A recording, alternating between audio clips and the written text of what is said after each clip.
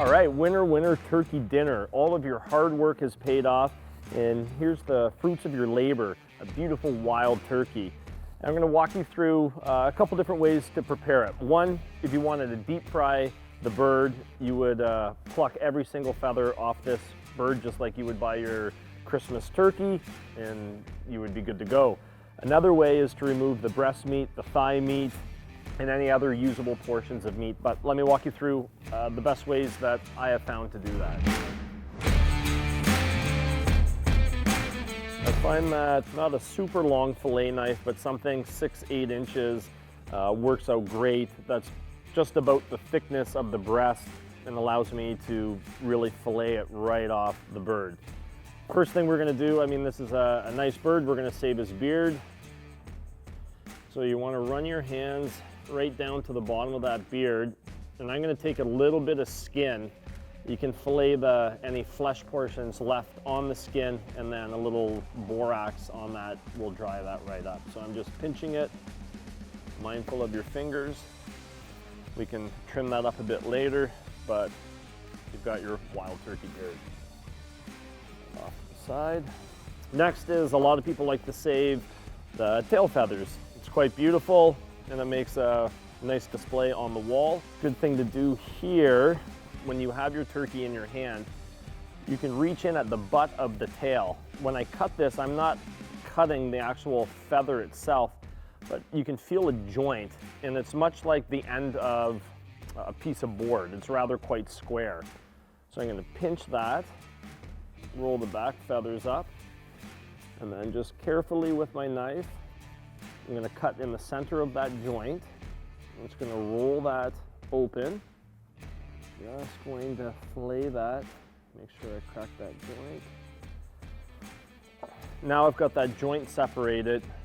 A lot of people might cut it a bit short. And what I mean, in a fan display, you want a few of these longer mid feathers to go with your tail. So I'm actually just going to fillet it right down the back of that bird and give the taxidermy some options of how he does that. And snip that off. Again, your taxidermist to clean that up. That tail's gonna roll out just like that. Put that off to the side. All right. So I like to position the bird away from me. And what you're feeling for here is his breastbone. You can actually hear that. That's what the bird rests its body on when it's roosting in a tree. It's no different than a chicken, or if you've done this to waterfowl. I'm gonna cut in the top part of that bone.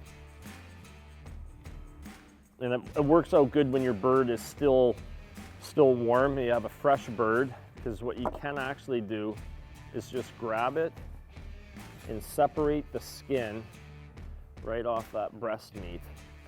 And once you get it started, it's gonna open up. And this is just one of the benefits of processing your wild game immediately, at least getting it to the point where that meat's gonna cool down, because this bird was maybe shot an hour or so ago, and I can still feel that meat's real hot. And if you're hunting on a hot day, you just wanna eliminate any chance of spoilage. So now that I have that exposed, I like to start at the top of the bone. My first cut is basically tracing the outline as close to that bone as possible. And you'll see where it meets in the front. And then you just repeat that on the second cut, going just a bit deeper. And you can hear the edge of your knife scraping along the breastbone. That's just ensuring you that you are getting every ounce of meat off of that bird.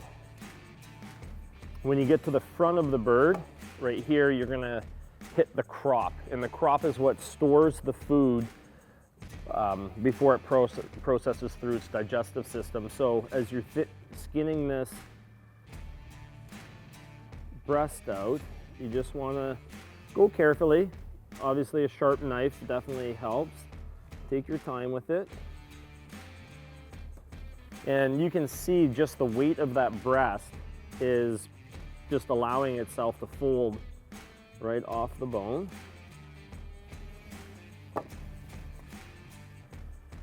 There, we got one side of that breast off the bird.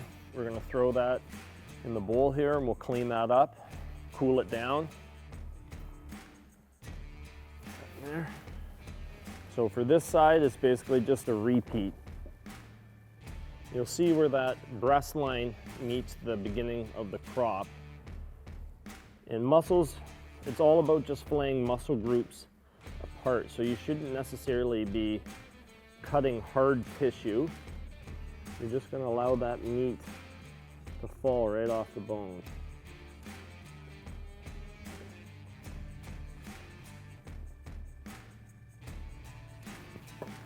It's another big benefit about having a tight choke tube too.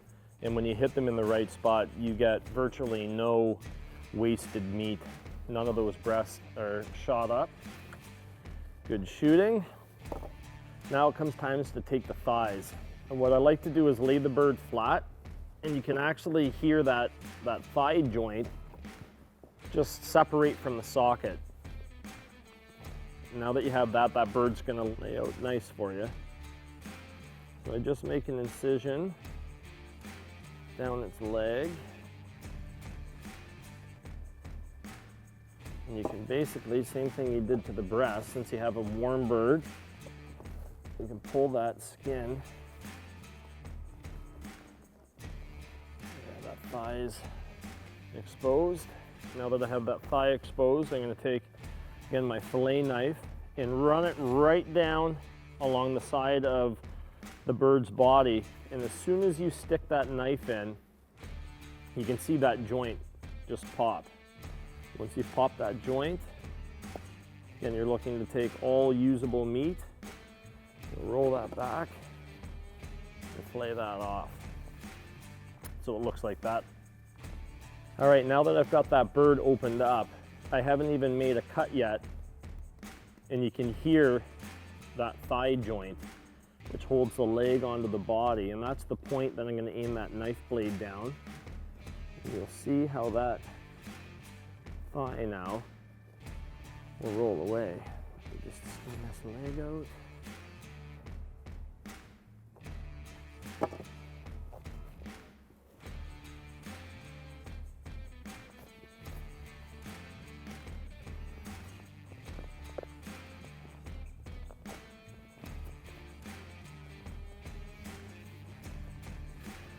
So now that I've got that leg free, I'm going to separate it, and you can feel that socket roll out.